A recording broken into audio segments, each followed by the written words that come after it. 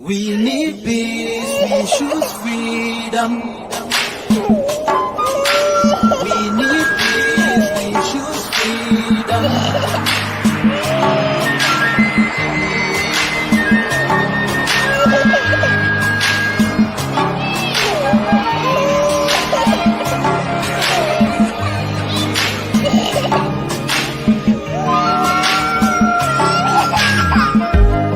There was a nation living in peace and unity. Yeah. They are people with love and harmony. Oh, yeah. They saw greatness rise up to its purity. With another people of different culture, a dear heritage, bias and oppressive. Oh, I see. A nation from trigger of Africa, rising with strength and might and power. In due time, nobody gonna praise us. Rather, you all gonna embrace her. With your flag, with your flag, with your flag, with your flag. Oh, yeah. Let the tears of our mothers who lost their children be heard. Let the blood of our heroes speak from now till forever. Let the whole wide world know Biafra is our home. Oh yeah, Biafra is our home. Oh, it's my home. Yeah, Biafra is our home. I reminisce way back 1967. Death toll on the blood couldn't count them even.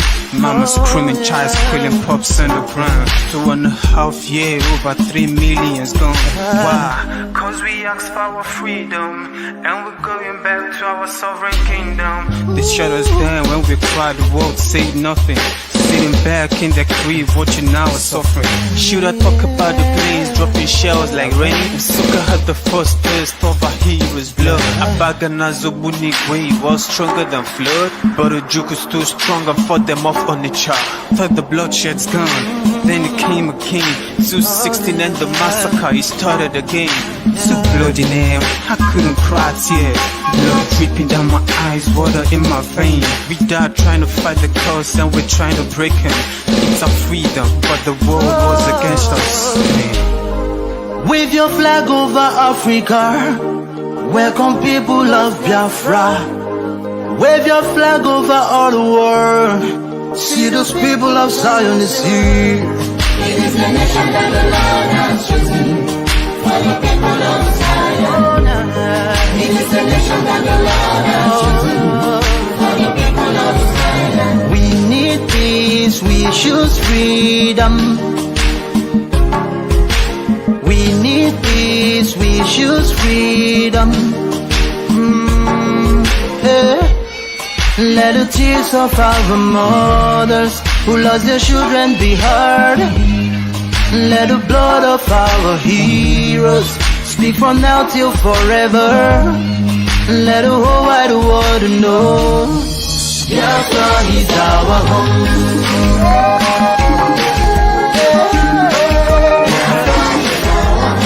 I see the rising sun from Africa. Oh, this is sign of victory. Oh, yeah. I see future in Africa. Oh yeah, people of Biafra. See light shining on the world.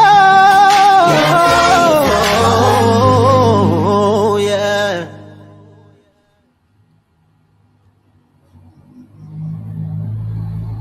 What's that marathon? We're not fighting each other. We know where we're going. We're going to get Biafra. There is nothing anybody can do about it. Absolutely nothing. Nothing. I need them to understand this. We've crossed the Rubicon, the point of no return. There is nothing anybody can do. If I'm alive, if I'm dead, if I'm wherever I may be, Biafra will come. If I'm dead, it's even better because it will come far more quicker. I can assure you. If Biafra is fighting for you, no one will touch your property. If you're fighting alone, you're bound to lose it. So Biafra is the best. We will become the 16th member country of ECOWAS. If Nigeria doesn't release those properties, then we'll take them to court and we'll get them back. even twice the value. The Jews had investments all over the world. Most of the priceless artifacts and paintings belonged to many families in Germany. It was stolen by the Nazi Party. Do you know that? Eventually they got everything back with compensation on top of it. That's what we're going to do. If you touch our investments, we'll come back for you. And we'll know where we can get it from. So there is nothing for anyone to worry about. It's only if I'm not stopping you from being a Nigerian, if you are born on the streets of Lagos and you want to be a Lagosian and your name is Adama, oh, well and good. There's no problem.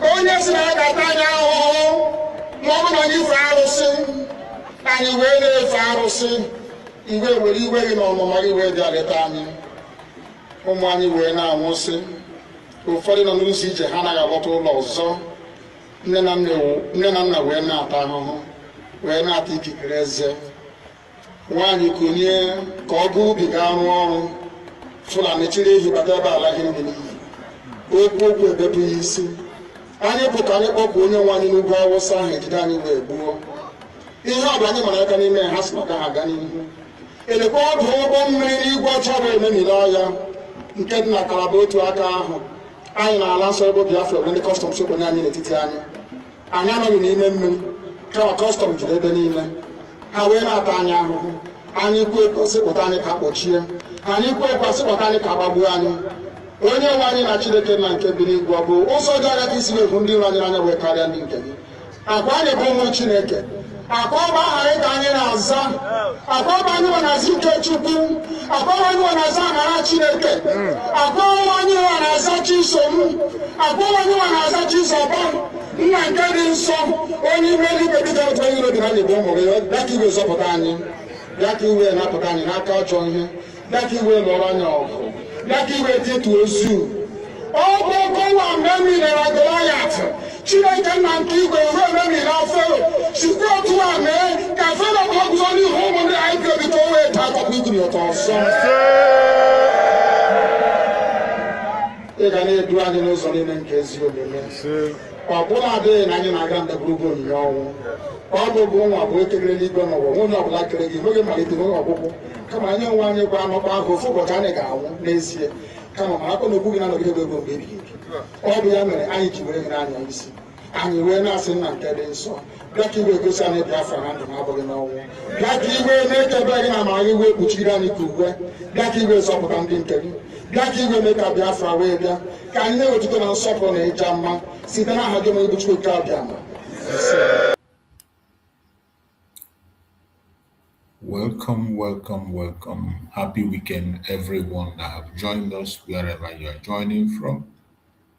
We appreciate you and we thank you for being part of this weekend program.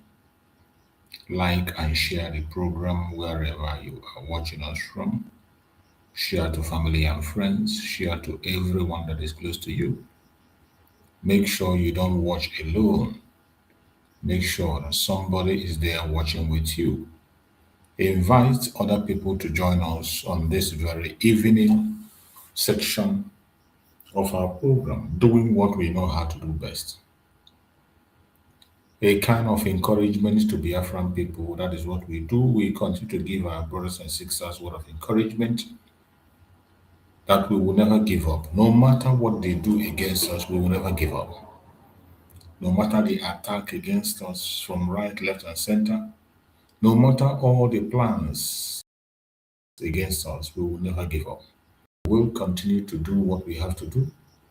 We will continue to fight and make sure that our voice is being heard. We will continue to give voice to our Supreme Nnamdi Kanu and to our Prime Minister Simon Ekpa.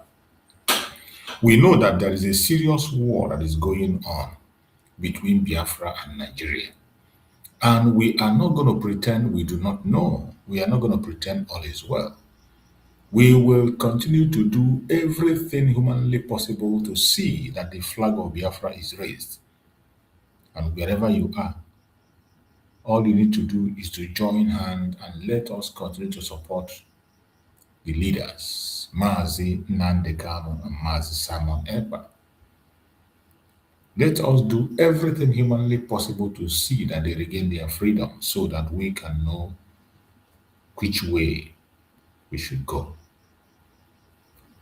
We have come a long way. We have fought so many battles, and we will continue to fight. Nigeria is gone and gone forever. All you need to do is to look at their news, listen to their news.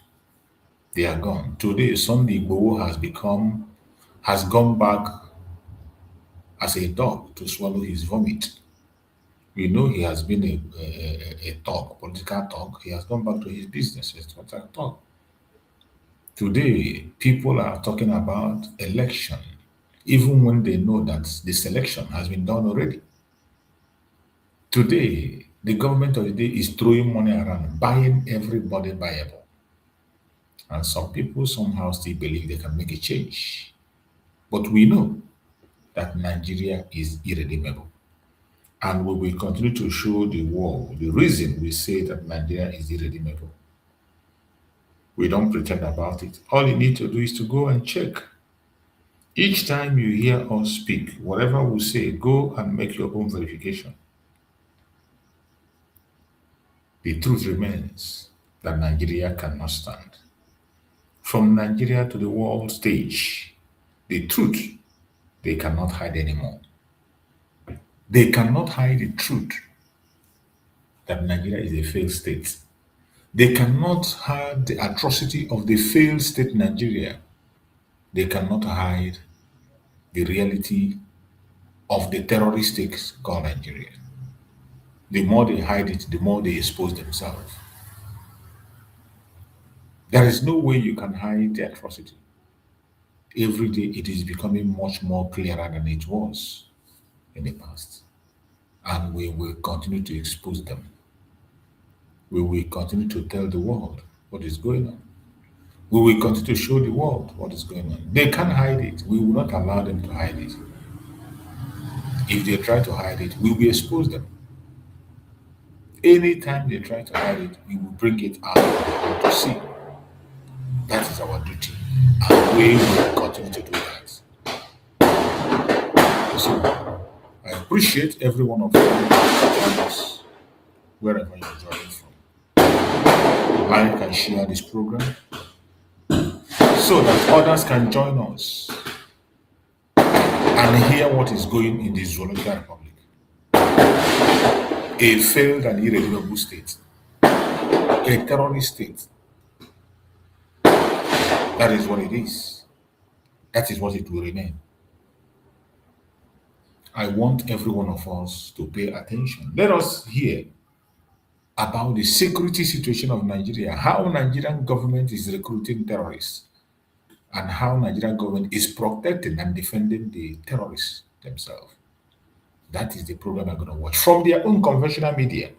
I am going to play it so that you will hear with your own ear how they are protecting and defending the terrorists in Nigeria. The international communities must see this and they must pay attention. Because when we speak, we do not just speak because we want to. We say the things we say because they are the truth that cannot be hidden. And that is why we are here to expose them when they try to hide their lies. Let us watch this program from their own conventional media for you to understand better. We must continue. Section 6 here with the defense headquarters backing Chief of Defense Staff Oliede's controversial stand on pardoning repentant terrorists. Even as churches, communities, and victims cry foul, the Ecclesia Yanuwa of Nigeria's Church of the Brethren revealed that insurgents have displaced over 70 of its branches, while in Kwara State, terrorists are demanding 1 billion naira ransom for 5 abducted worshippers in Benue. Suspected armed headmen brutally attacked a boat operator, amputating him and injuring others, underscoring the human toll of unchecked violence. Meanwhile, Plateau youth stormed the government house in protest over rising killings, insisting authorities have failed to protect them. The debate over reintegration of former fighters has further polarized the nation, with legal expert Mrs. Ali agreed to keep started in February, while the defense headquarters clarified that no retention term or bandits have been recruited into the Nigerian military. Well, we've been joined in the studio here to help us make sense of this topic by Mr. Dele Fanimo. Dele is a citizen reporter and as well as a public affairs analyst. What is Dele Fanimo and virtually, we've been joined by Adam is a constitutional lawyer, but he's here in the capacity of a public affairs analyst. We also have Mr. Eze Eluche. Mr. Eluche is an attorney at law as well as a public affairs analyst. From our Benin outstation, we've also been joined by Mr. Williams Edeya. Williams Edeya is here in the capacity of an activist as well as a public affairs analyst. Gentlemen, good morning and thanks for joining us on the open this morning. Okay. All right, before we get into conversation with our guests, there's a video, there where the CDS said a lot of things about how, repentant terrorists and all of that. So let's get a voice to that. Talking about Operation Safe Oil. So people have asked that questions. Why do we need to rehabilitate criminals? They all should be killed.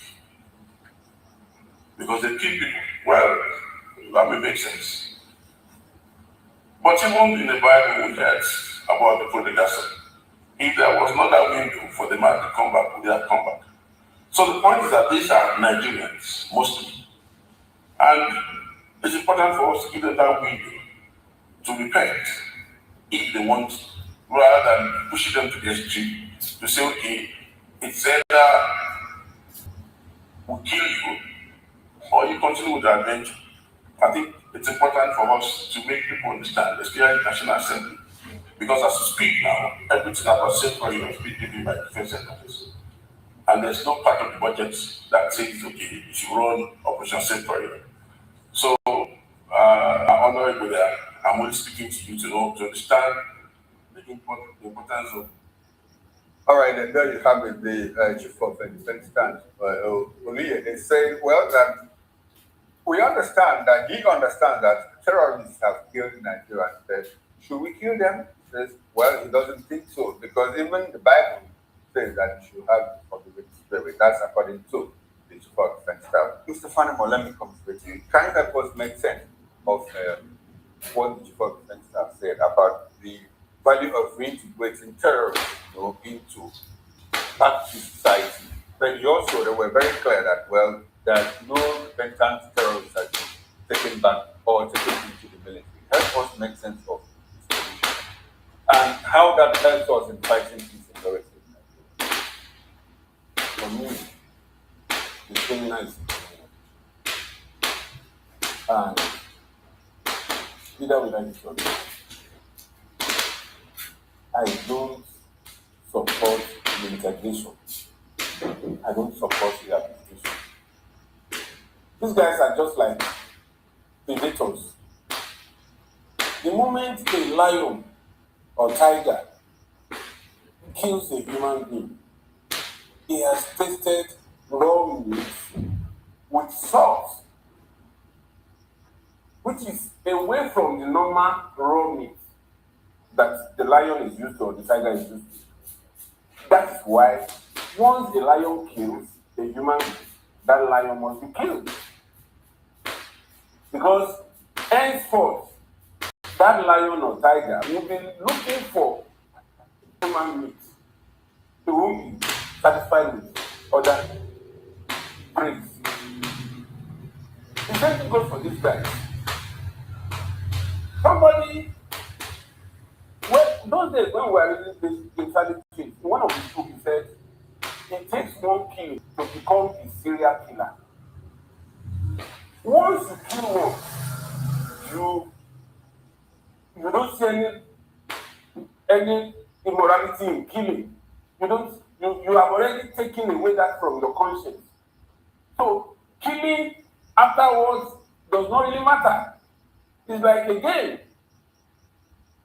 With all these premise, somebody who has deep-seated animosity against the state, who has killed in numbers, who has profited from ransom taking, who has been living a lavish life, displaying opulence, even when there was this cashless problem.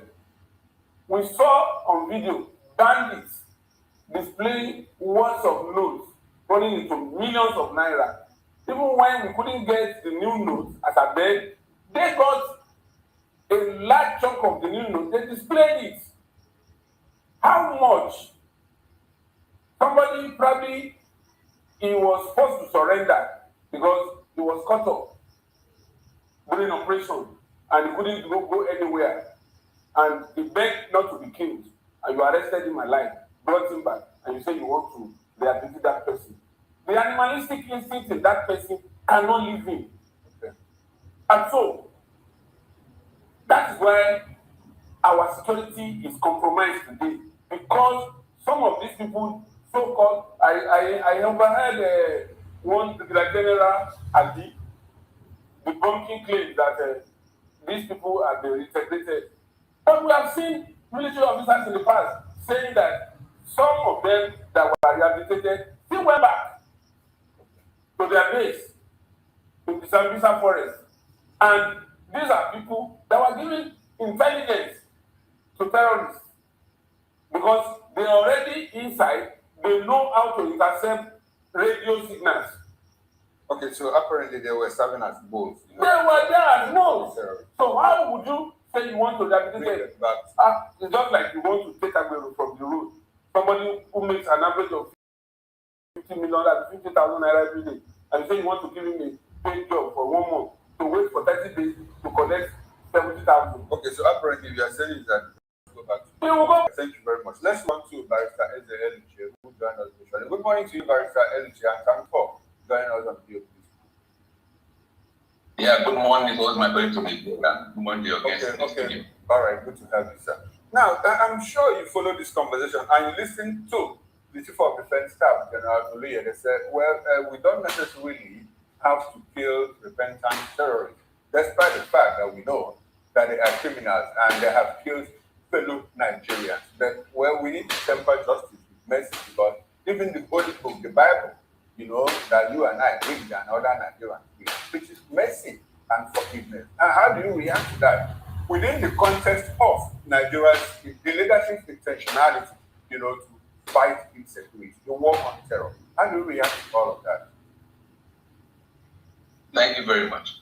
I think before General Oluye made those comments, he should have first apologized to the families of generals such as General Zikizu, General Hassan Ahmad, General Musa Uba, the several brigade commanders, and hundreds of Nigerian young men, soldiers, who sacrificed their lives for what General Oluye now calls his brothers.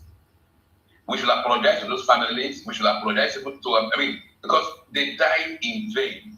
They died absolutely. It was a useless death from what the general is saying.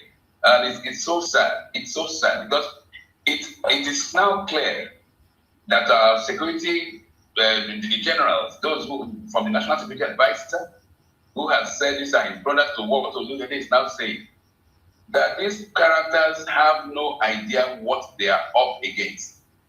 They don't understand that these terrorists, these Islamic jihadist terrorists, are ISIS linked.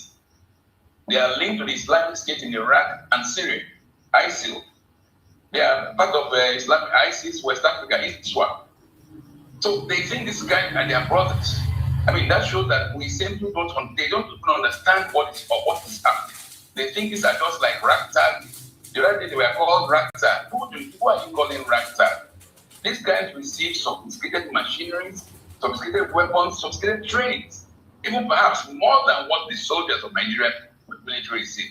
And they are now called our brothers.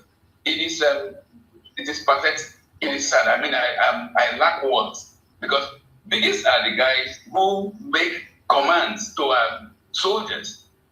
For goodness sake, If you were a soldier in the front lines trying to fight these terrorists, and you hear your chief of defense staff say that these people you are about to engage with are your brothers, you don't go back home. You find your way home. All right. I'm happy that you brought us to this point.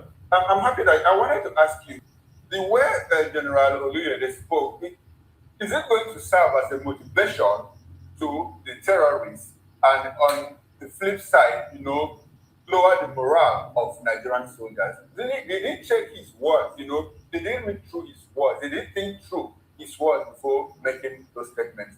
Or do you think that, well, he might have been under pressure from some higher quarters to come in that direction? Because this is one who has been chief of army staff, the whole of Nigerian army. He had his commanders, in the battlefield. And he's saying, well, and some of his commanders, like you said, died, on the line of duty. And this is a man that has come out to say, well, though they have killed fellow Nigerians, we don't necessarily need to kill them. Isn't it going to serve as a motivation to the terrorists and lower the morale of Nigerian soldiers? What do you think? Oh, certainly. Certainly it will enhance, to boost the morale of these terrorists. They will now go and kill them with random joy, knowing that even the hierarchy of our institutions believe that they are brothers. And it was not a slip of the tongue. It was a well thought out policy of this Bola Tinubu regime. If you recollect, not a few days ago, the National Security Advisor uttered the same words, that these are our brothers. So nobody should say that it's a game plan. And more ridiculous is the biblical version, or the biblical verse generally they try to quote, the case of the prodigal son. The prodigal son did not come with guns blazing, shooting at his father's house before he was welcome. The prodigal son would have been killed if he had done that. But then this man said, these are our brothers. It's a pity. I mean, I really, and that is the reason why in the southeast and some parts of Nigeria, young men cannot enter the military, because they know that this is the intent, this is the base of what the military hierarchy is. They want you to go and be as if you're fighting your brothers, and they take the accolades. Now, more particular is this: why are these terrorists your brothers? And the same government derive joy in incarcerating Nnamdi. And I mean, you have to make that analogy. This is a man who is just asking for the liberation of his own people, and you put him in jail, you label him all sorts, and the people who are killing Nigerians, burning churches, destroying our military fabric, killing our generals are your brothers. For goodness sake, who do we have in prisons in Nigeria? From what General Oluyede has said, from what National Security Advisor Nnamdi has said, Nigeria should open up all the prisons. Because what you have there, you have only scam artists, criminals, thieves, armed robbers, murderers. Brothers, let us reintegrate them. Let us rehabilitate them. Let us know that there's no need, no laws in this country again. All right then. Shame on these characters. Shame on them. Thank you very much. All right then. Thank you very much, Mr. Ezebuche. Now let's bring Chief Asim Adams into the conversation. Chief Asim Adams, who is also a lawyer and public affairs commentator. Good morning to you. Welcome to the conversation. I'm going to take it from this angle of our brothers, because we've heard, I remember very vividly, General Tuko Buratai once said that 60%, that based on the activities of these terrorists, 60% of them are not Nigerians. We've also been told many times that they are from, they're not Nigerians, they are from Niger Republic, and maybe the Sudan and the rest of them. We've been told that many times. We've been told that the language they speak shows that they are not Nigerians. But if we can take the video again where the Chief of Defense Staff, Oluyede, spoke, he didn't talk about in language, said these are Nigerians, largely Nigerians. Is that a new discovery? Is that some sort of deception? to type. Now, let's take a listen again. Let's take a listen again. Let's just take that video one more time. Talking about Operation Safe Oil. So many people have asked that questions. Why do we need to rehabilitate criminals? They all should be killed. Because they kill people. Well, that may make sense. But even in the Bible, we heard about the prodigal son. If there was not that window for the man to come back, would he have come back? So the point is that these are Nigerians, mostly. And it's important for us to give them that window to repent if they want, rather than pushing them to the extreme, to say, okay, it's either we kill you or you continue with the adventure. I think it's important. But there you have it. Now that's the part I wanted to emphasize. These are Nigerians, mostly. Kifasi Adams, how do you react to this revelation, if you want to call it that, as it negates other narratives that have been put forward before now, that these are not Nigerians and it's been difficult because they just come from, border countries. They've infiltrated our country through the borders. But here we are being told that they are Nigerians. And who are these Nigerians really that are killing fellow Nigerians, displacing them from their homes and burning houses, killing children and women and the rest of them? Give us in, please. Yeah, can you hear me? Absolutely. Go right ahead. Can you hear me? Yes. Good. Well, you see, the last time I was in your studios, I made mention of the fact that I'm tired of talking about Nigeria's insecurity and the processes we are using to deal with it. Because we cannot come on a daily basis and be talking about, situations of this nature. And the next day, the people you are talking to are saying a different thing. So it's like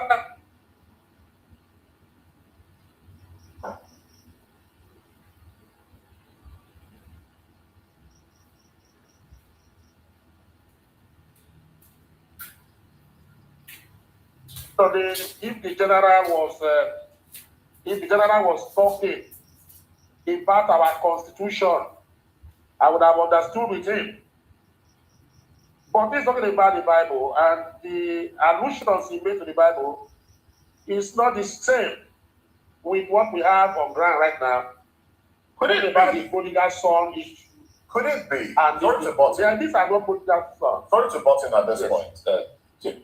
At some point when Muhammadu Buhari was holding sway as the president of Nigeria, he threw our borders open to.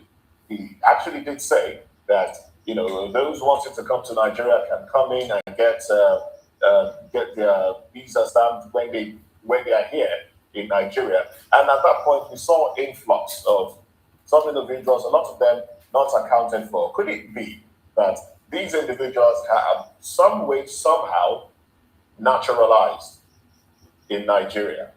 And maybe originally not Nigerians, but now that they have been in Nigeria, they are our brothers. Could it be?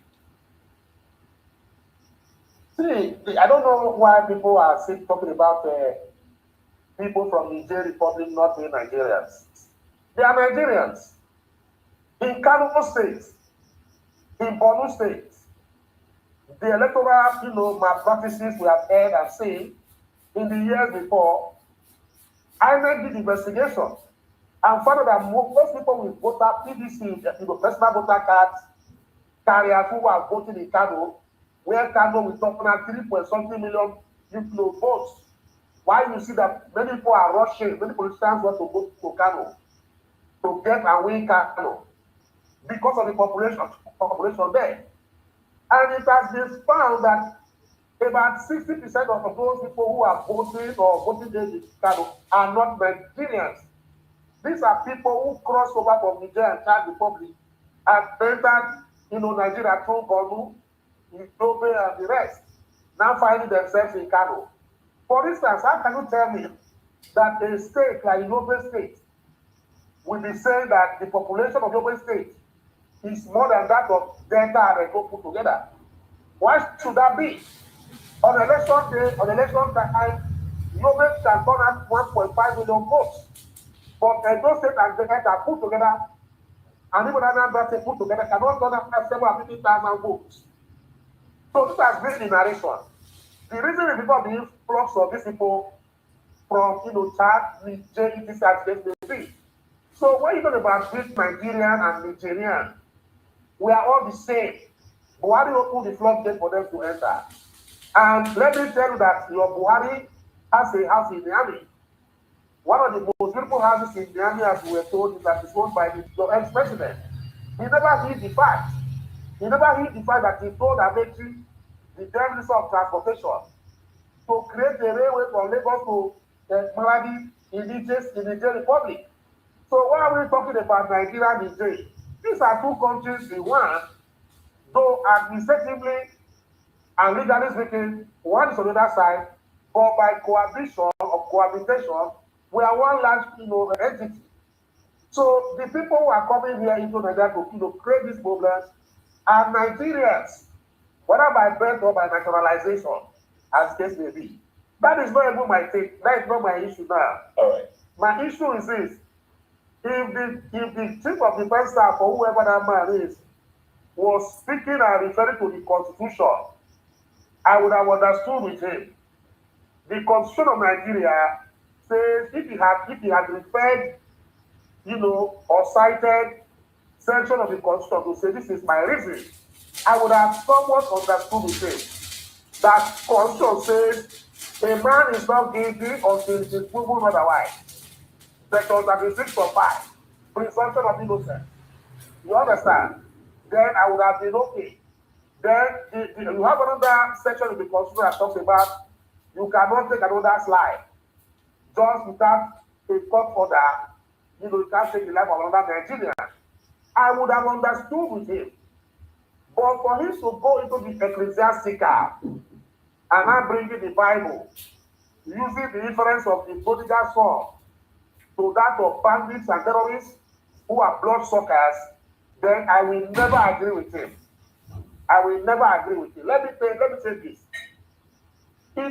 It is foolhardy for me and you to sit down here and believe that for the past 10, 15 years, that the northern agenda has not been playing out in Nigeria yet. When President Buhari was in government from 2015, he crafted carefully the northern agenda. He brought in the crazy reserve law. He also gave the herdsmen the temerity and voted right to move around Nigeria and seize people's lands. Of course, Buhari, we never challenged it. Buhari also came out when these terrorists and the terrorism was at the height. He also said that those terrorists are our brothers. He was the one that started this narrative. And he's in fact, the former chief of defense staff, called Buratai, 3 days ago, said that they would have been killing, terrorists on the battlefield that accost them. But there was an order from the presidency under Buhari that those terrorists that are captured should not be killed. People if they are at the crossfire with you. And that was why you said that rehabilitation came in so far. Another Buhari, terrorists were rehabilitated. They were paid allowances. And at the same time, they integrated into the Nigerian army. That was Buhari. That was the agenda. Buhari created that northern agenda that will bring that into Nigeria. And that is one of the reasons why I was giving the slack or cutting the slack for President Tinubu, because I thought he was dismantling the northern hegemony agenda of the Buhari administration. When he was, making some appointments here and there, dismantling the north, which made the northern part of the north of east, and we are not happy with his programs, because I felt he was dismantling that power given to them unjustly by Buhari. But he has spoiled everything now. by this statement by the chief of defense staff or whoever that man is. Is it okay to say That the man in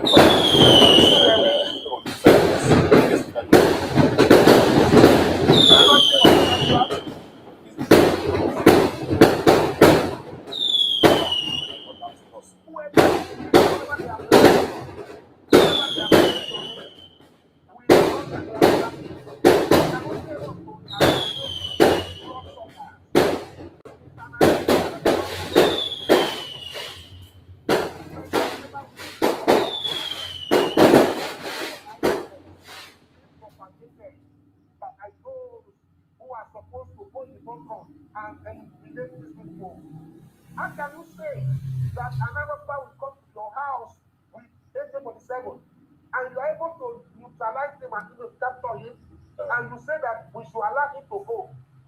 That is, see, I cannot really understand my anger right now. The way I can absolutely relate because I can feel the anger, from the screen. But thank you very much, Chief Asima. Let's bring Williams in here. But a lot of Nigerians are upset looking at this. Williams trying to set his camera there.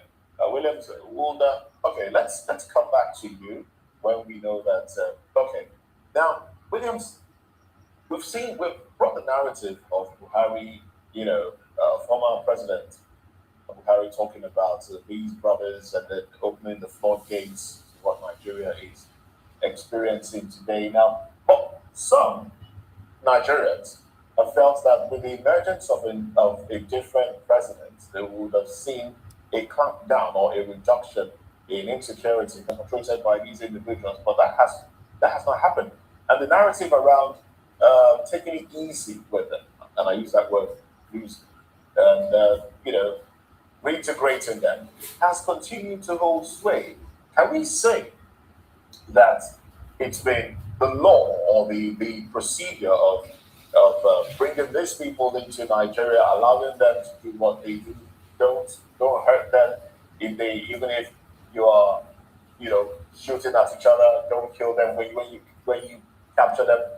Is that something that has been entrenched? Should we now accept that as part of how we exist and coexist with these individuals? Is that something that has been entrenched in our society? Should we just accept it?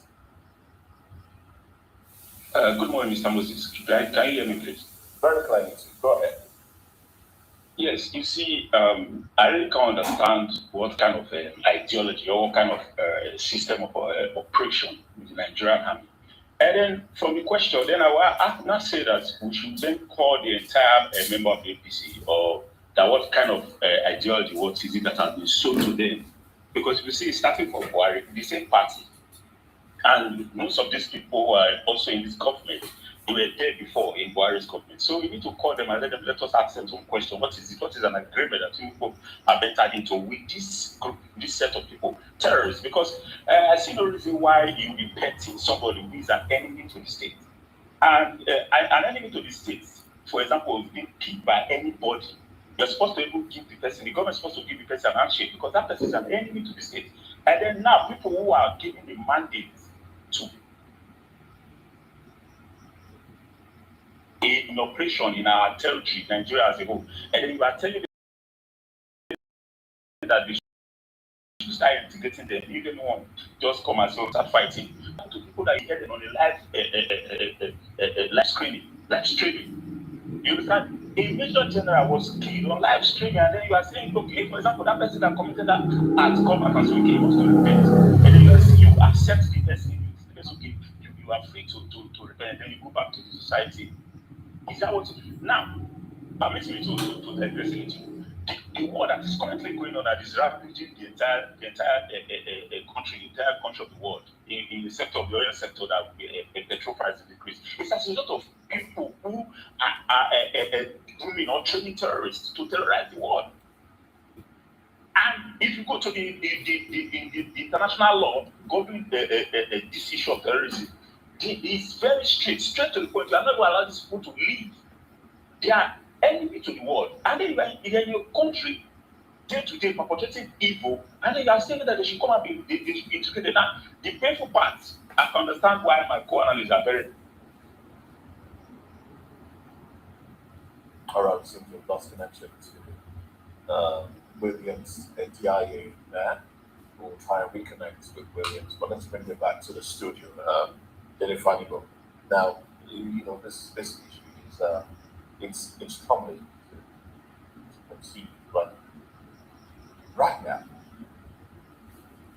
is it okay for Nigerians to say this is the way, this is what is definitely us, and what do you think should be the way forward now, especially for the morale of soldiers? Because some of those that have laid complaints about the orders that they get, and we've seen them be here, that they've been arrested. A lot of them, we don't get to see them on social media anymore. But then we still see some of these terrorists showing off the spoils of war, the monies that they've gotten.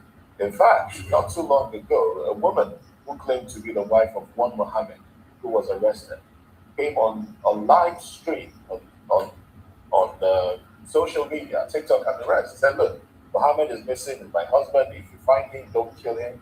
If you kill him, Allah will punish you," and all of that. And this is the same person who has carried guns and killed people. Two baristas at unanimously agreed that it's not the right way to go. And in my opening remarks, I also Is this politically motivated? I made it clear that there's no way you can justify those statements. And you could see the man was not even at ease when he was making that statement. So it shows that there is somebody or a group of people trying to remote control to come up with this thing. Because an average soldier who has seen his colleagues falling, that Major General was killed when this chief of defense staff was also Major General. So they probably could be mates in NDA. That is enough emotional trauma for him to have resisted coming to Nigeria to make this statement. Soldiers in battle, it's a 50-50 thing. It's either you are killed or you kill. Do you think this has anything to do, I mean, to pander to some interest, just to, give them and beg, not to, just to some kind of, rapprochement. So what may likely be is that those people that want to win election want to say, let's not rock the boat, because these people are largely northerners. Let's be straight with honest. They're largely northerners, and there is constant pressure and threats from this part of the country. And it is either you go out living or you are not following you. So there is tendency for the powers that be to play it down, waiting for when they will get whatever they want to get. But for what end? Nigerians are dying. Those who fall during these attacks, they are not as traumatically enslaved than those who lose their loved ones. Some families are not getting anything right now, and there is no help from the state. And justice stands on a tripod. Justice to the victim, justice to the person that did something to the victim, and then justice to the society. That statement has not done justice to society, has not done justice to the victim. The only point of this tripod is justice to the assailant, who does not even deserve to live. So, your question directly answering your question is, if this continues, Nigeria may be forced to embark on self-help. Because you cannot come to my territory with my family and I know that I can ward you off with whatever means, and I will, in my mind, register it that somebody is coming as a state actor to protect me. If I have a way of taking you out, I would gladly do it. And if it comes to a point, I'm likely want to face the consequence. I was going to ask you, and funny enough, you just touched on the question I wanted to ask. Listening to the army chief's speech, it paints a very grim picture, about the insecurity situation in Nigeria, and it's almost hopeless. And in fact, if you read feelers on social media and even talk to people, you realize that Nigerians are pretty much given up hope. So at this point, do we just resign to faith and just let it just play out? No. What can we do? Because the army chief did say that there's no way they could recruit repentant, as they call them, repentant bandits into the military. But how do you explain to the average Nigerian the precise intelligence and manner with which these guys operate? How do you convince the average Nigerian that it rattles my brain how people come to the media to spew lies? For instance, I remember there was a video of this repentant Boko Haram. There was a documentary on them, how they were being pampered, how they were served chicken and all that during training, and how they were integrated. And then somebody in this generation that have not died coming back to say nobody was integrated. It doesn't add up at all, because we saw it that they were rehabilitated, and the former chief of staff also confirmed that these people were rehabilitated, and some of them were arrested, string ammunition in their belts. When they were caught, they discovered that they were Boko Haram that were integrated into the army. Some took away rifles. National Security Advisor confirmed it in one of the statements that some of those weapons in the hands of bandits and terrorists were originally state-owned weapons. So how can somebody, within a space of 2 years, now begin to change the narrative and Nigerians will just keep quiet? To answer your question about what can we do, the question, General Theophilus Danjuma once said this when they were attacking in the Taraba state. He said, you guys, you need to protect yourself, because the first law of nature is self-preservation. So if it gets to that, then we can begin to organize ourselves and then find a way of removing these people, because they are being emboldened every day. Every day, emboldened every day. All right, thank you. Let's run back to Williams. I understand we've been able to establish connection. Williams, can you hear me? I hear you clearly, Mr. Okoro. Okay, beautiful. Now, does this statement coming from the Chief of Defense Staff, I asked our guest here in the studio whether it has anything to do with 2027, and it was more like, well, it has political implications and all of that. You recall that when the daughter of Fasoranti was murdered in some parts of, I think, Ondo State or in Ondo State, the current president then, who was the chief of national leader of the APC, the first question he asked is, where are the cows? Who told you that they are headers and all of that? Even before police concluded the investigation, there was this comment, this idea that, well, it was armed robbery and all of that. Are you able to tie that, with what the current chief of defense staff is saying, looking at 2027? Because then that comment was made ahead of the 2023 general election. Are you able to tie that? Do you see any nexus between then and now?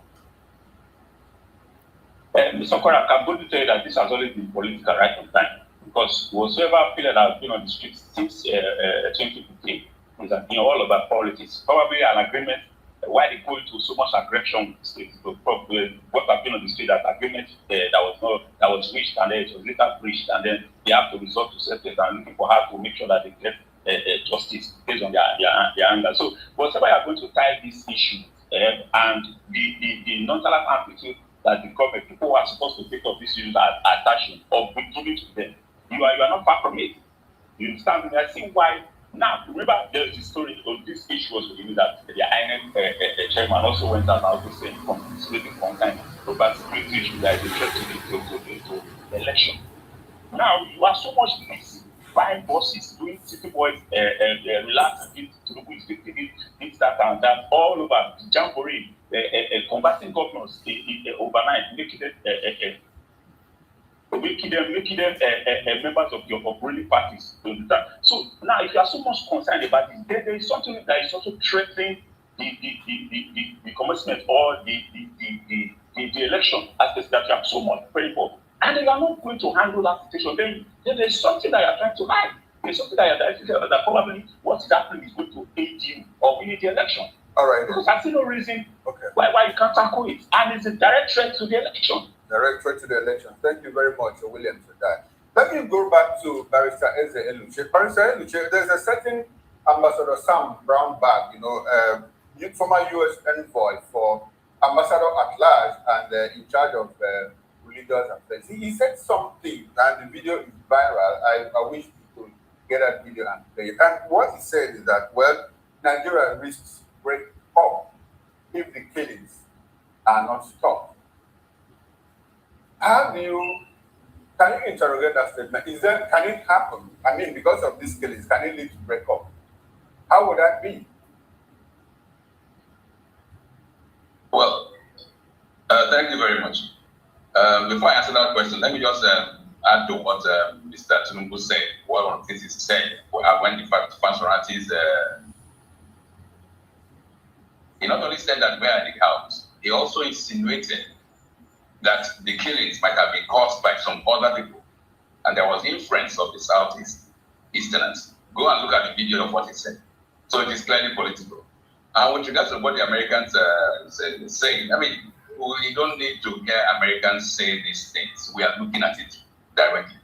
We are observing it. We are seeing it likely that there is already a division.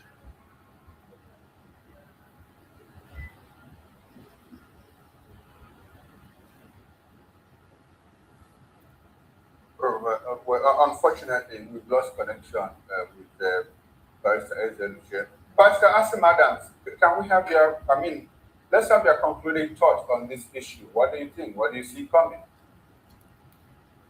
I am done with the issue of insecurity. I will go into the issue of Nigeria's division or whatever the U.S. former ambassador said.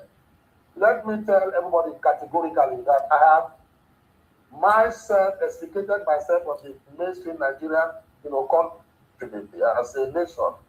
The Southeast, the Southwest, and the North, they have been the tripod we call.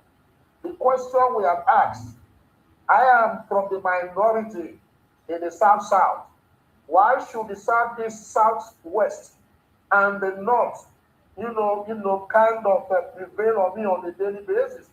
For instance, Section 55 of your Constitution, Nigeria, says that the National Assembly can conduct proceedings in the 3 major languages, which means Akpabio and the one in the House of Reps can conduct their proceedings in Hausa, Yoruba, or Hausa, or Igbo. What about those of us from the South-South? They never listed that the matter can be conducted at the national body with people from the Niger Delta. So we from the Niger Delta already, we are out of Nigeria.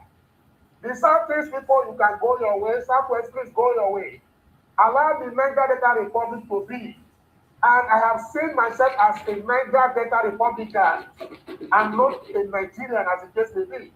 Because the Traoka, the big brothers we have had, they have had everything, about 90% or 99% of the chunk of appointments, of the chunk of investment in Nigeria has been done by these three groups in Nigeria here. They have been an overbearing and overweighty, tripod on those of us of the South and those of the minority. I come from the minority. How do I have a voice in the country in Nigeria here where your national constitution is skewed against us from the minority in the Niger Delta here. So if the man is echoing what I already know, it's going to be a blessing in disguise for us in the Niger Delta. I have been advocating. Why are they who holding the southeast, the Biafra?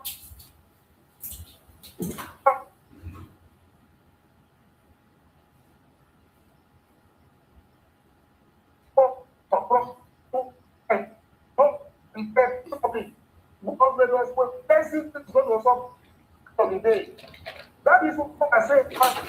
To remove this thing by force, the United Republic as Dubai, as Oman, Saudi Arabia, we don't have population, but 90% of the resources for which people fight yourself over come from this area of the Niger Delta. And it's the most impoverished area in Nigeria here. And somebody will sit down in the east, sit down in the south, the west, and the north, and be saying he wants to live. What's my own business with that? We want all of you to live on the law so that we can tap our resources.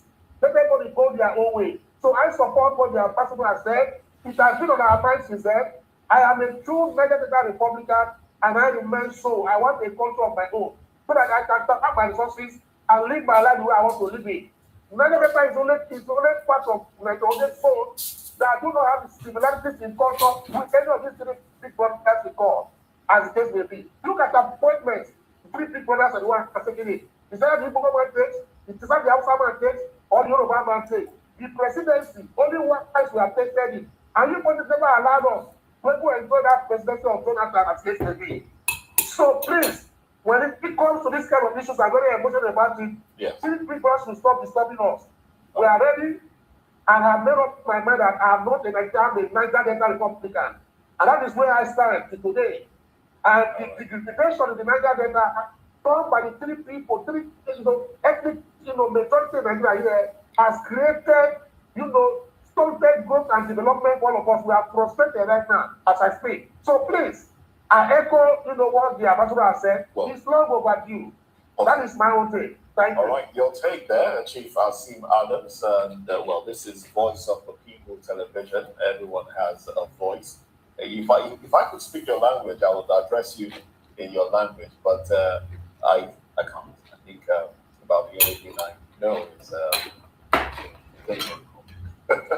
well, thank you very much, Chief Asim Adams, for your contribution. Let's go back to Barrister Eze Eluchi, because the network took you off at that point, and you're still making your points there. So, Barrister Eze Eluchi, if you can hear me, please, let's just have you conclude on your thoughts, and then we'll wrap up this conversation. Yes, thank you very much. I said that we don't need.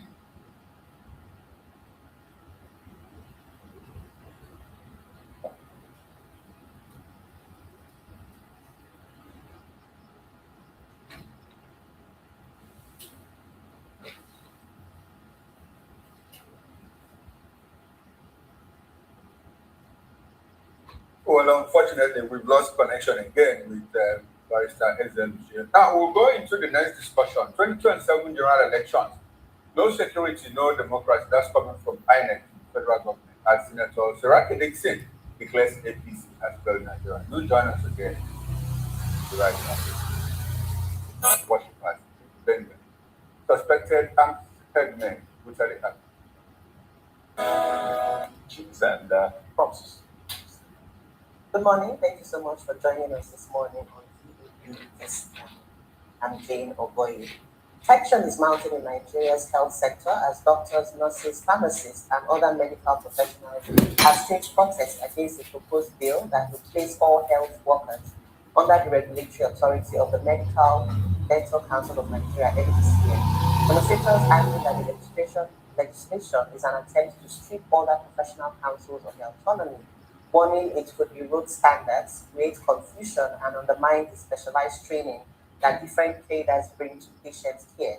The bill currently before the National Assembly has sparked outrage across hospitals and unions. The health workers insisting that regulation could remain within their respective professional bodies, such as the Nursing and Midwifery Council and the Pharmacist Council. The protests highlight deep divisions over governance in the sector, raising fears that if the bill passes, Nigeria could face strikes and further disruptions in already overstretched hospitals. Well, this seems more like a power tussle and control for autonomy as highlighted, and it sends a dangerous signal, if not called, because we're already grappling with the Japa syndrome of our health professionals leading in droves to other parts of the world where they have better care, or where they have better welfare, where they are paid, better than they are in Nigeria. Um, we also have the issue of lack of infrastructure in the health sector and other issues. So if we want to add that, all of that with this part also, then we might have like a comatose in the health sector.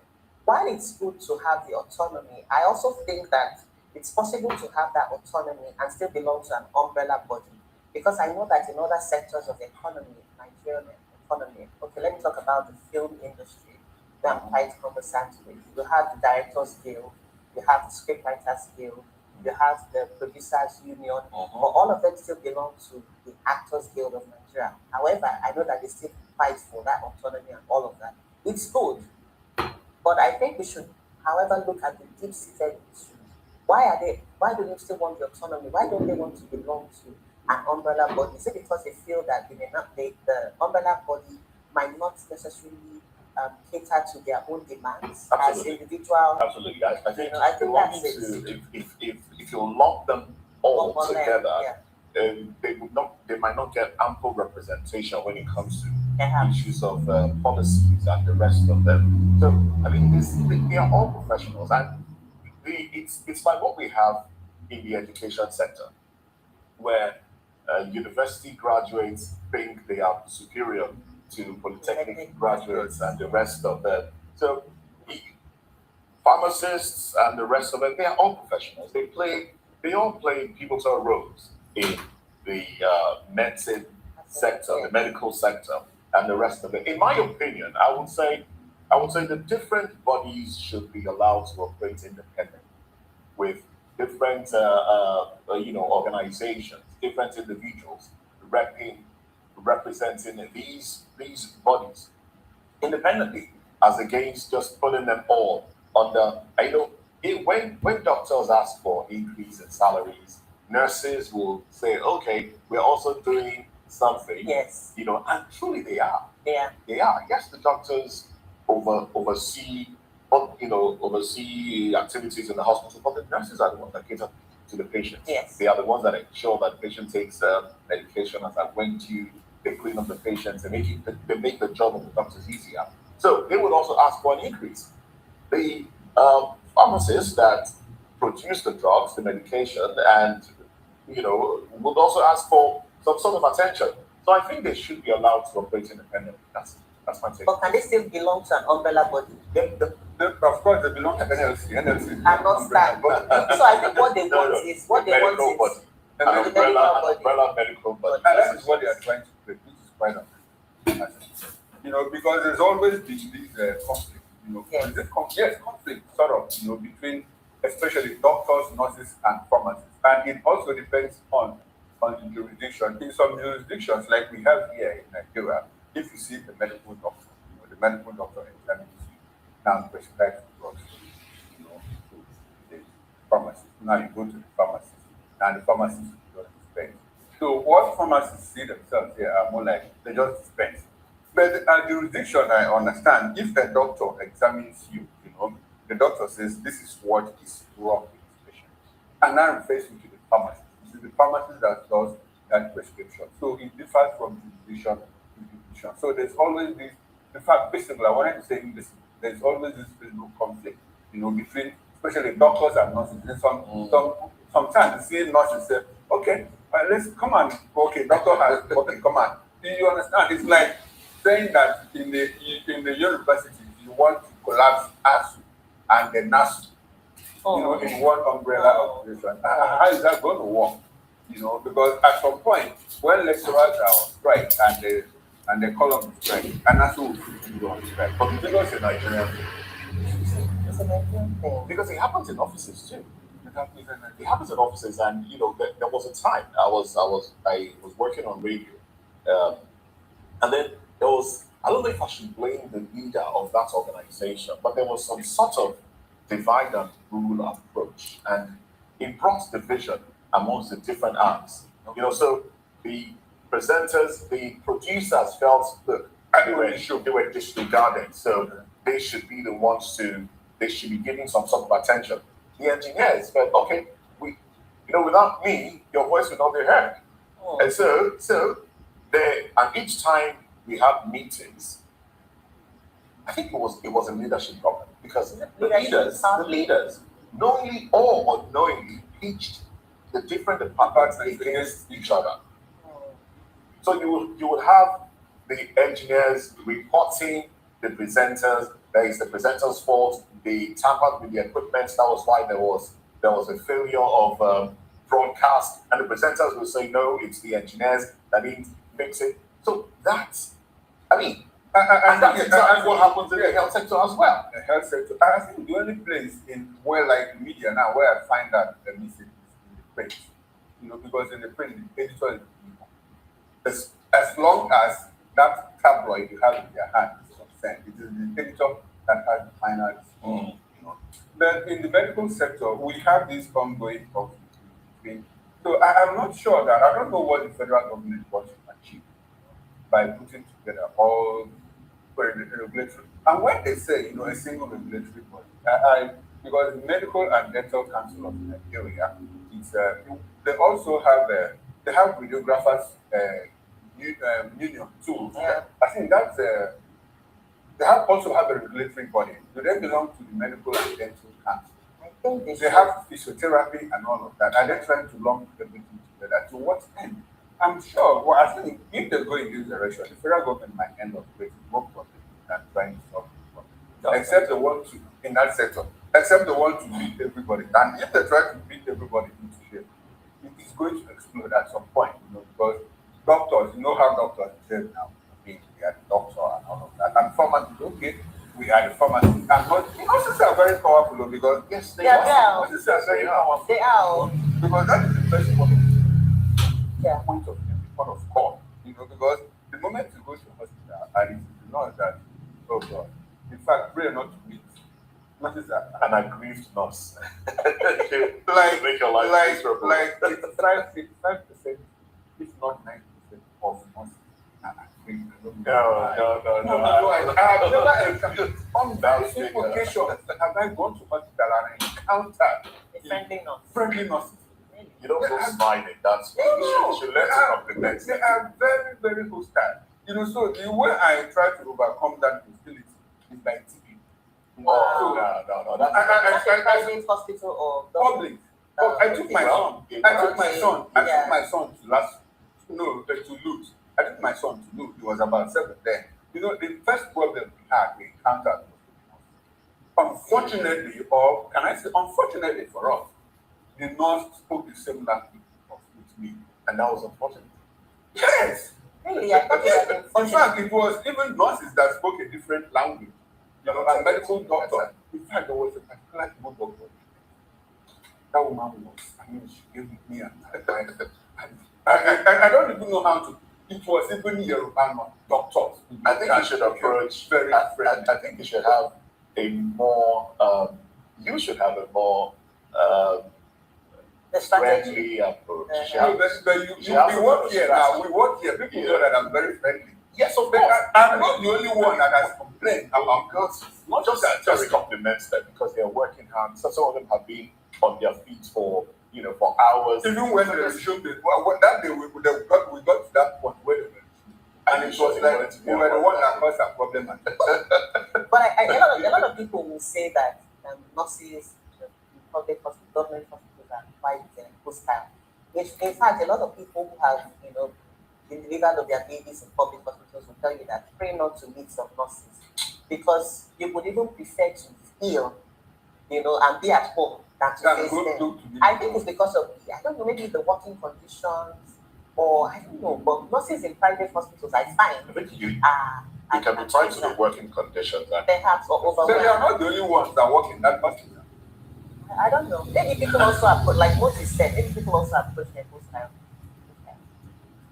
Oh well, so let's move away from that conversation. Let's get into another. Well, the Anambra State Governor, Chukwuma Soludo, has warned that Any civil servant not at their desk by 10 a.m. will be dismissed, following his unscheduled inspection of government offices that revealed widespread absenteeism. Well, visibly angered by empty seats during official hours, Soludo declared that by 10 a.m., if you are not on your seat, he says, we don't need them. All right, so if they're not on their seats, we don't need them. Now, this is a statement that's been trending online and stirring controversy over governance, workers' rights, and productivity. The governor's crackdown comes amid his broader campaign against what he calls economic sabotage, including shutting down the Onitsha main market to force compliance with government directives against the secessionist-imposed seat-at-home order. But the governor insists Anambra is now one of the safest states in Nigeria and vows to intensify security operations against criminal groups. But his latest ultimatum has left many asking whether mass sack will solve systemic inefficiency or plunge the state workforce into deeper crisis. Well, I absolutely agree with the governor. If you're not on your seat at a particular time, there is resumption time. All right, there is resumption time. You should be there. If resumption is 9 a.m., you should be there. Some organizations, private organizations, clock in. Yes. So you clock in. If you're not there, that means you didn't come to work that day. So people should learn to be accountable. I don't understand workers' welfare. I mean, you're paid your salaries. That's an agreement you reached. You reach an agreement. You're paid what is due unto you. As long as what is due unto you comes when to you, you should be at your place of work. You should be at your place of work. And civil servants, more often than not, take advantage of the bureaucracy in the system because they understand that they'll get away with a lot of things. So yes, I am for this move by the governor. People should be held accountable and made to do what they have been employed to do. Yes, I do agree with that because Nigerians, we have very terrible work culture. The way we work in Nigeria is, we are so lackadaisical. We don't take public jobs as anything. Maybe because of the fact that if you get into civil service, it becomes a very brilliant task to start civil service. So people take it for granted. Well, I don't show. That's the attitude.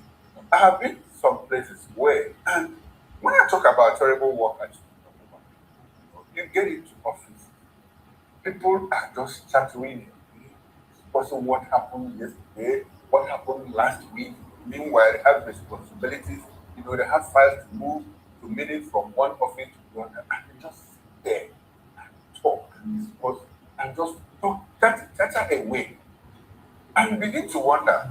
And in fact, if you are going to the public office to get a problem solved, you don't even call them to bother because if you do, their problem will start from that point.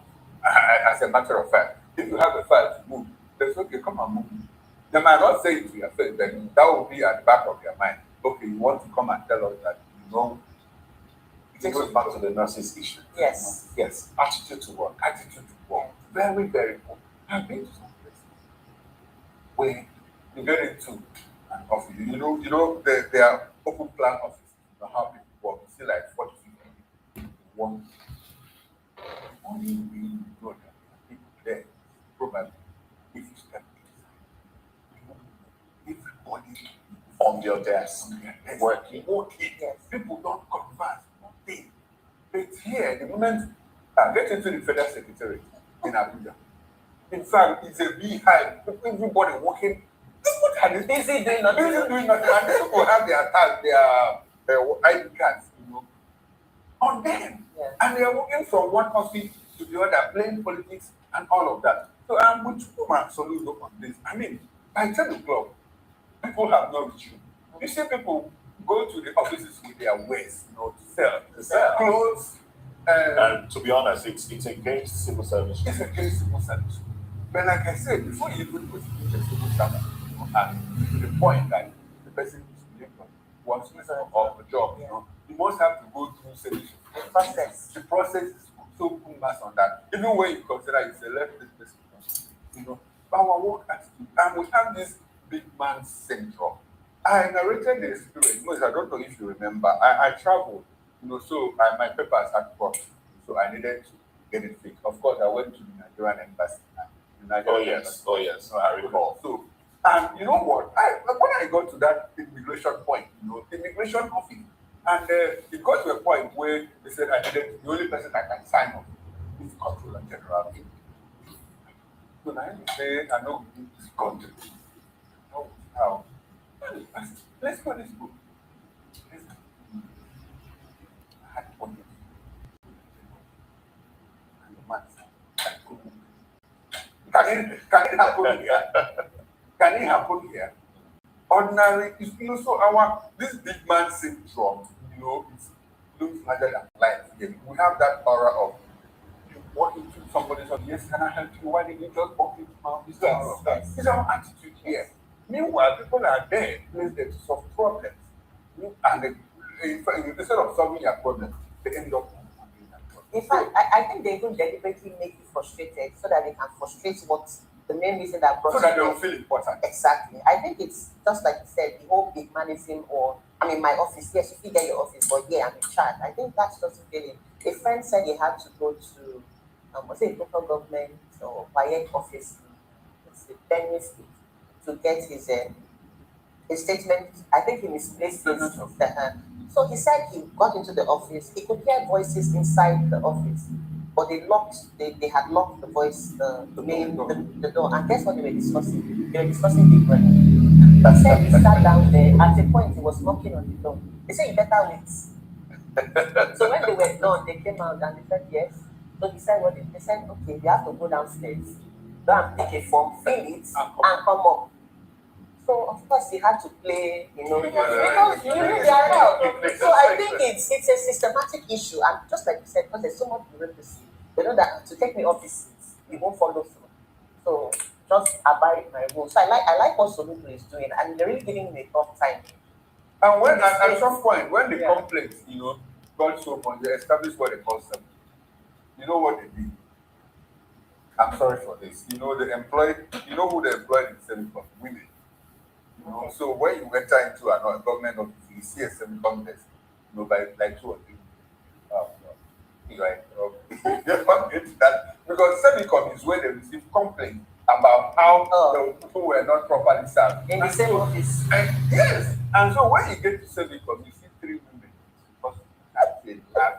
As a big brother, who then do you take the complaint? Well, we need better working attitude. But let's be clear. It's not just here in Nigeria. It happens in other clients as well.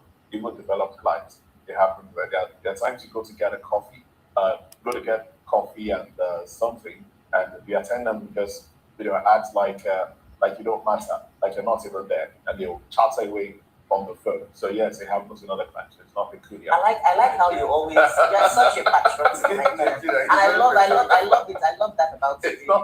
It's not peculiar to Nigeria, but we have our problem that we have to solve out. All right. Oh well, let's move away from that conversation. Let's run to the papers now. Let's see what the papers have for us this morning. I do have. I think I do have. Trying to get this one open here. Okay, we can Tribune. Okay. Oh, great. All right. I have the Guardian. Let me start with the Guardian newspaper. So the big story here is Nigeria's heat crisis. Truly, weather is hot. Power failure, fuel costs, trigger public health, financial crisis. Window headlines. Turaki appeals bench warrant as PDP faction forecloses support for Tinubu's re-election. FG reduces power sector liabilities as Nelco clears 2.16 trillion naira debt. CBN slashes ways and means to 2.84 trillion naira from 26.95 trillion naira in 2023. NLC CSOs warn Nigeria losing fight against corruption. Only 249 out of 774 local council areas have pipe-borne water. IGP submits state police framework. APC defends zoning, consensus, Tinubu's choice ahead of convention, and the bottom strip. INEC warns of electoral violence, foreign influence ahead of 2027 polls. I think I'm going to get parentheses. INEC warns of electoral violence, foreign influence ahead of 2027 polls. Well, those are the headlines there. Let's move over to the Punch newspaper. 32 governors, 450,000 delegates arrive Abuja for APC convention. Government orders remote work amid gridlock fears. Convention opens as party reports lawsuits claims. Airlines, hotels cash in. CBN Marquis top loan falters. 2027 governorship. Inside quarrels, APC's consensus dilemma. UK raises visa citizenship fees for Nigerians and others. Protest erupts as Venezuelan president appears in New York court again. Ali to be crowned Ibadan Oba despite Governor P. Blackouts cost Nigeria 40 trillion naira yearly. Okay, now let's quickly run through the Nigerian with the window headlines. Court orders arrest of Kanu Turaki, PDP factional chairman. Effort ongoing to put PDP on the ballot in 2027. That's the last former Senate President. And the Oma State creation receiving attention. Godswill Akpabio, the Senate President. The big story on the Nigerian Tribune. IGP submits state police framework to Senate. 75-page document focuses on operational, legal, and administrative implications. Ali, two others will be stored as obas in Ibadan land, April 3. Court discharges Stella Odua of 2.5 million naira fraud. Three merchants attack Lagos tax court, said to a well-lined appeal. I'll take that again for emphasis. Three merchants attack Lagos tax court, said to a well-lined appeal. APC set for convention as 8,453 delegates converge in Abuja today. And offices are zoned based on federal character-based marshalling. Federal government placed free work at the federal secretariat. That's it from the Nigerian Tribune. And let's go to the Vanguard now. These are the headlines here. The winner headlines first. CBN crashes Ways and Means to 2.8 trillion naira. Also, LG autonomy, key to fixing primary health care. Professor Adinke Grange. High fuel price, low passenger traffic hits transporters hard. There's no money.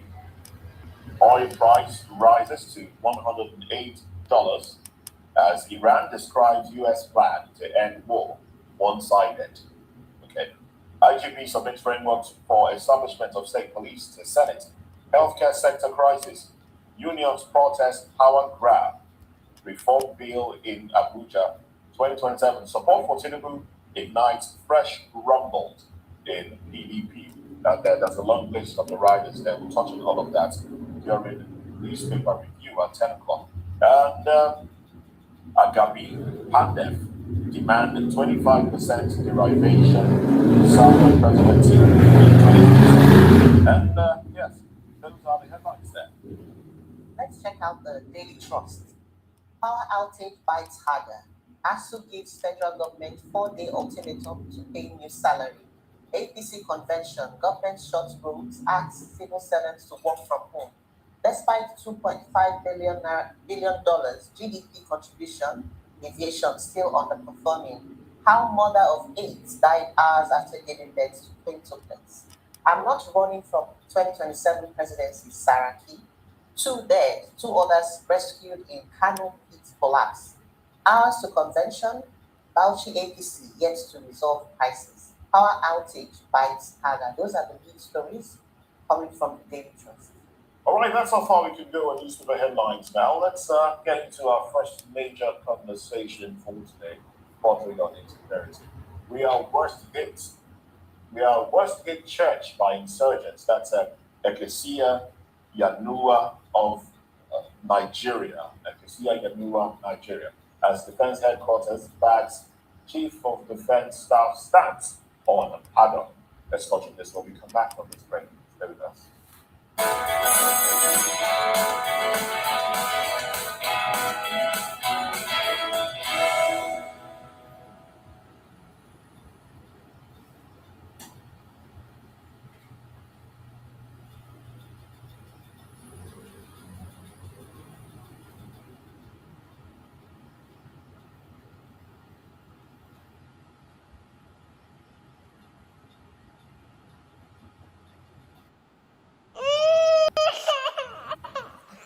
We need peace, we choose freedom.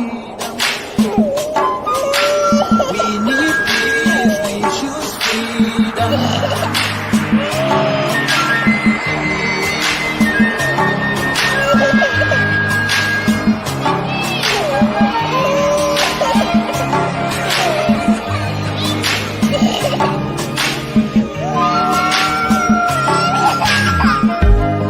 There was a nation living in peace and unity.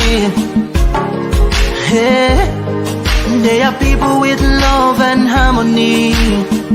Oh, yeah. They saw greatness rise up to its purity.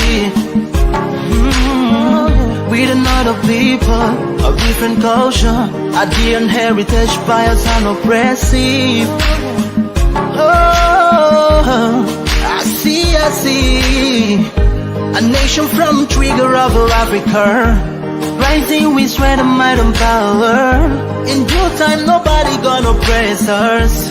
Rather, you all gonna embrace her. With your flag, with your flag, with your flag, with your flag. Oh, yeah. Let the tears of our mothers who lost their children be heard. Let the blood of our heroes speak from now till forever. Let the whole wide world know Biafra is our home. Oh yeah, Biafra is our home. Oh, it's my home. Yeah, Biafra is our home. I reminisce way back 1967. Death toll on the blood couldn't count them even. Mama screaming, child squealing, pops on the ground. 2.5 years, over 3 million's gone. Why? Cause we asked for our freedom, and we're going back to our sovereign kingdom. They shut us down when we cried, the world said nothing. Sitting back in the crib, watching our suffering. Should I talk about the planes dropping shells like rain? Suka had the first taste of a hero's blood. Abagana Zobuni wave was stronger than flood, but the joke is too strong and fought them off on the chart. Thought the bloodshed's gone, then it came again. 216 and the massacre, it started again. So bloody name, I couldn't cry tears. Blood dripping down my eyes, water in my veins. We died trying to fight the cause and we're trying to break him. It's our freedom, but the world was against us. Wave your flag over Africa. Welcome people of Biafra. Wave your flag over all the world. See those people of Zion is here. It is the nation that the Lord has chosen for the people of Zion. It is the nation that the Lord has chosen for the people of Zion. We need peace, we choose freedom. We need peace, we choose freedom. Yeah. Let the tears of our mothers who lost their children be heard. Let the blood of our heroes speak from now till forever. Let the whole wide world know Biafra is our home.